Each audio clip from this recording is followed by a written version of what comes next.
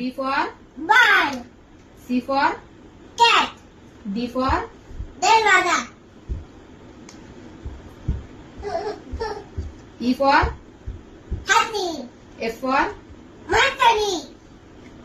G for cat, K for पतंग उड़ाए, L for खाए,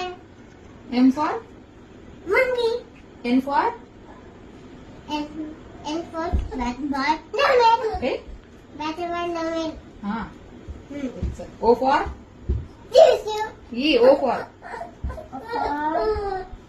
कांदा, P for टिश्यू,